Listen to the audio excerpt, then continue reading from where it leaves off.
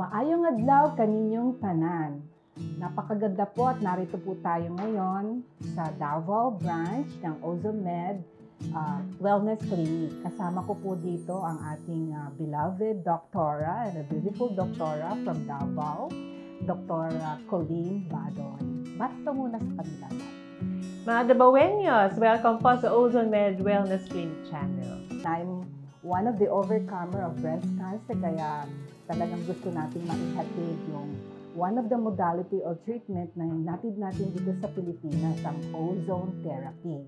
No, pag-usapan natin mabuti yon, and then how would we relate it to the role of our mga nutritional factor na mag-a-add up ng magandang effect and improvement for our patient. Diba, no? Yes, Doctor. Unang-una po ay gusto na namin i-topic po sa inyo yung dalawang effect po, no? Beneficial effect of ozone therapy. Ang una po nito ay yung sinasabi namin inactivation of the bacteria, the virus, fungal, mga parasites, and even the cancer cells. Doktora, ano nga ba ibig sabihin natin ng inactivation when we are telling it to our patient? Pag inactivation po, ang ibig po sabihin ng ozone therapy will kill all of these parasites, bacteria, viruses. So in a short course po, is ang ozone therapy will destroy all of these diseases. Yes. In particular, we can show also in our viewer the effect of the ozone molecule into the cell membrane of the bacteria. Kasi yung tina-target niya kumbaga sa labanan ito ng mga bacteria. Ano yung weapon ng bacteria na ito na kung saan doon sila dinadali, doon sila tina-target ni ozone molecule. So we're talking about the bacteria, no? Sa bacteria, especially the cell membrane of that bacteria, doon gumagawa ng action niya ang ozone molecule. How does it do? Parang, in a form of phagocytosis. Ini-engulf niya. Kumbaga, parang Kinakain niya yung cell membrane ng bacteria na yon. Sa virus naman, kaya doktora, katulad ng, di ba nakikita natin ng mga virus, may mga parang sungay-sungay, mga receptor yan, And in the explanation of how the ozone molecule would be able to cut it down, no?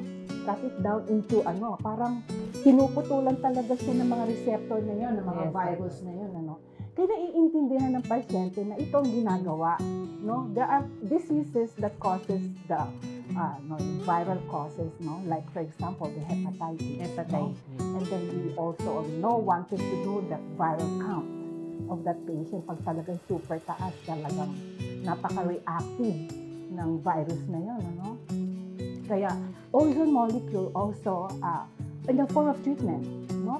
I would say, pwede natin gamitin as one of the modality of treatment, no? Ang ozone molecule.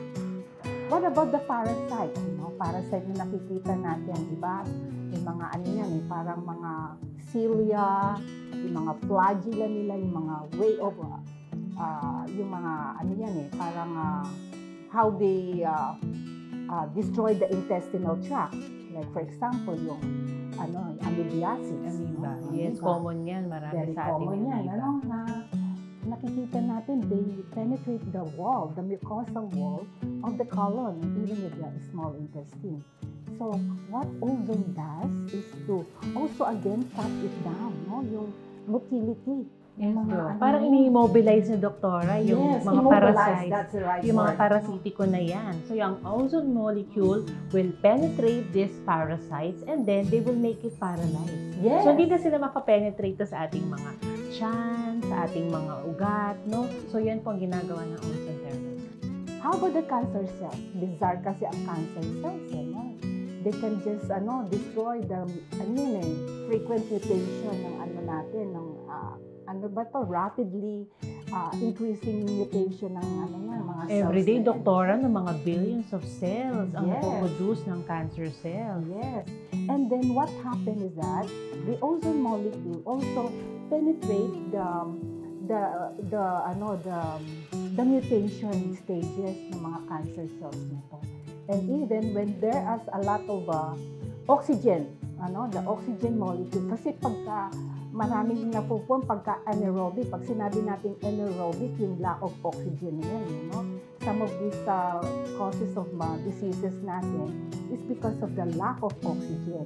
Even yung sa circulation natin, pag kulang talaga tayo sa oxygen, ano nangyayari? Because in the heart, when there is lack of oxygen in the heart, ischemia. At saka namamatay, doktora, ang Yes. cells pag walang oxygen. Right. In a few minutes lang, like the brain, pag wala Mga 3 tayong minutes, oxygen, doktora, wala na. comatose na. Comatose. At kung hindi pa natin mahabol, na, that's the end of life. Now, isa po yun sa ano natin na ini-emphasize po dito na magbigay pag-asa po dun sa mga, especially mga cancer po, no? Hindi lang po, ozone molecule po ay isa po sa modality of treatment. Masasabi ko po, no? There are a lot of studies and we can show it to you. Maski abroad po or in Europe, marami na rin po silang napatunayan that the ozone molecule therapy or the ozone therapy is also an applicable, one of the modality of treatment. Hindi lang po siya palliative, kundi ngayon po talaga na mapapatunayan because of the evidence of the studies and the number of presentation of the data that it really works. Sa akin po, very personal, talaga pong it works. I'm alive for 15 years and counting because of the ozone therapy. Then, of course, nag-surgical approach din tayo, doktora. Pagka-operable na yung ating, pag-operable naman talaga na pwedeng tanggalin na para ma-debulk yung katawan ng tao. Now, let's talk about the second one, which is the activation naman to, doktora, of the immune system. Anong ibig sabihin ng activation? Pag ini-explain natin sa pasyente natin. Yan po yung second important na purpose or benefit po natin sa oxygen therapy, sa ozone therapy. So, ang ozone therapy will activate our immune system. So, what happens po, the ozone molecule will go into our cells, specifically po ang ating white blood cells. Ang white blood cells po ang soldiers ng ating katawan. So, inactivate niya po ang production and ang effect ng ating mga cells. Yes, and the very defense natin yan, yung immune system natin. Mga cancer patient, definitely, mga immunocompromised yan. Talagang baksak ang immune system natin. Kaya, combined with the ozone therapy, which has 5 R's that we are explaining to our patient. What is those 5 R's na? Number 1 po na R is restoration. Restoration of the organ function. No? And then, pangalawa, Repair. Kasi sinisira nung cancer cells, nire-repair naman ni ozone molecule yung organ na yun, yung cells na yun. And then, pangatlo natin, Is a regeneration. regeneration. Yun ang parang, for me, it's a transformation. It's a miracle transformation of every cells that is being affected by the cancer cells. Talagang nire-regenerate niya. Parang yan yung niligate mo yung isang vessel and then eventually magbabranch out ng small capillaries to supply the good circulation for that area. Parang ganun lang. Mga restoring back to normal. Yes, restoring the function of that cells, no? Meron pa tayo yung relaxes. That's why, yes, it relaxes the muscles and every tissues and cells of our body. Kaya medyo constipated ka, medyo talagang bangag na ba? galit na yung mga mo. It dilates, no? It becomes relaxes, and the flow of the blood will be very, very, very, very, very good, di ba? Good circulation yun. Ayan, so naka-4 na tayo. Meron pang last, doktor, rejuvenation. Ayun ang pinakamagandang gagawin. Anti-aging. Yes, talagang babata ng gusto, no?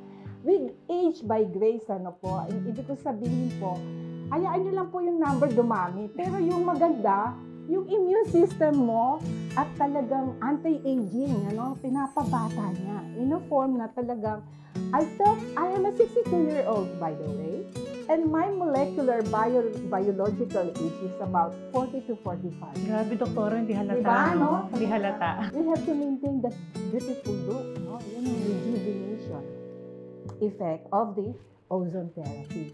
Kasi, syempre, cosmetic surgeon tayo. We have to look talaga, no?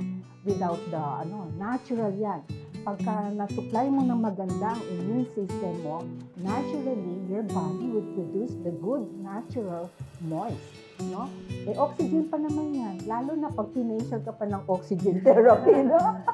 The more the beautiful. Yes. And along with that, to increase more of our immune system, may tinatawag tayo, ni-explain din natin sa pasyente, the role of the nutritional, no? Yes, Keeping the activation of our immune system. Kaya, pag-usapan din natin yun, doktora, no? Ayun, meron kang sinasabi din na sinishare sa pasyente about the bahay.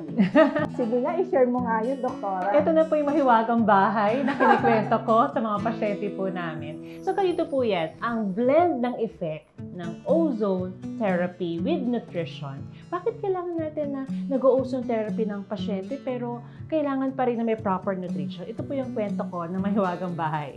So, ibig po sabihin ganito, ang ating cell o ang cell na katawan natin ay para pong bahay.